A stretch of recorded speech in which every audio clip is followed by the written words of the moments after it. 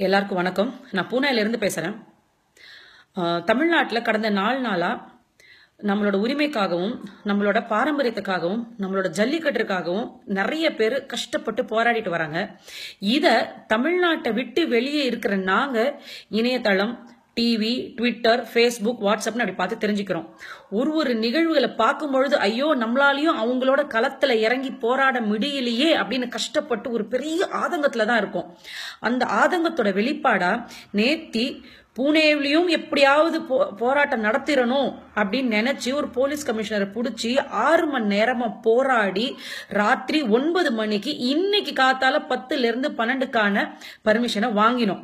சரி, இந்த 12 மணி நேரம் இடைப்பட்ட காலத்துல இருக்கிற அந்த டைம்ல சரி ஒரு 80ல இருந்து 100 பேர் வந்தா கூட பரவாயில்ல போதும் அப்படின்னு நினைச்சு ஆரம்பிச்ச இந்த போராட்டத்துல 500 பேருக்கு மேல கலந்துகிட்டாங்க.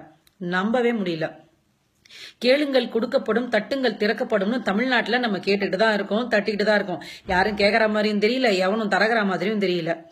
10வது கூட பாஸ் பண்ணாத ஒருத்தவங்களை தமிழ்நாடு பாட புத்தகத்துக்கு சேர்மனா அமைக்கிற ஆளுங்கட்சி தான் ஆட்சியில இருக்கும் போதே பீட்டான்ற அமைப்பை உள்ள விட்டுட்டு இப்ப வெளியேறுன்னு கத்திக்கிட்டு இருக்கிற எதிர்கட்சி இந்த உலகத்துல தமிழ் இனமே இருக்கக்கூடாதுன்னு அழிக்கணும்னு கங்கணம் கட்டிக்கிட்டு இருந்த ஒரு கை ஒரு கட்சி ஒரு பக்கம் இருந்தாலும் இவங்களாவது நம்மள காப்பாத்துவாங்கடான்னு நம்பி மேல ஏறி உட்கார வச்சா தாமரை மட்டுமே ரசிச்சுக்கிட்டு உட்கார்ந்து இருக்கிற கட்சி இன்னொரு பக்கம். இதெல்லாம் பார்க்கும் பொழுது மனசுல ஒரு வித கேள்வி ஏற்பட்டது. இன்கேஸ் அவசர சட்டமோ போட்டு இல்ல ஏதோ நம்மளோட அரசாங்கத்துல ஏதோ ப்ராப்ளம் ஆகி ஒரு தேர்தல் வந்ததுன்னா இவங்களுக்குள்ளேயே தான் நம்ம தேர்ந்தெடுக்கணுமா?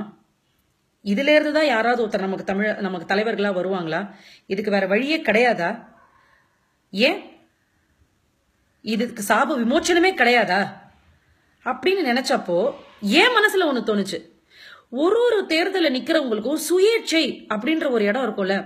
ஏன் நம்ம அப்படி நிக்கிறவங்களுக்கு நல்லவங்களா கெட்டவங்களான்னு பார்த்து நம்ம ஓட்டு போடுறதே கிடையாது?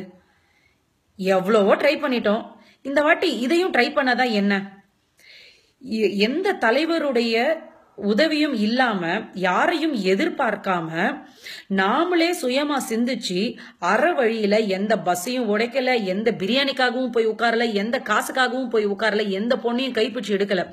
இப்படி அற வழியில 4 நாளா அமைதியா எந்த ஒரு சிட்டிசனுக்கும் எந்த விதமான இடையூறை ஏற்படுத்தாம ஒரு போராட்டத்தை நடத்த முடிஞ்ச நம்மளால சுயேட்சியா நாமளே நமக்கு இருக்கிற அந்தந்த இடத்துல நின்னு ஜெயிச்சு நம்மளோட இடத்த நாமளே சுத்தம் பண்ண முடியாதா?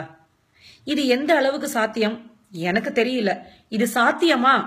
இது சாத்தியம் அப்படின்னு நீங்க நினைச்சீங்கன்னா இதுக்குண்டான வழிய நம்ம இம்மிடியட்டா ஏற்படுத்தியே ஆகணும். அப்படிப்பட்ட கட்டாயத்துலதான் நாம இருக்கோம்னு நான் நினைக்கிறேன்.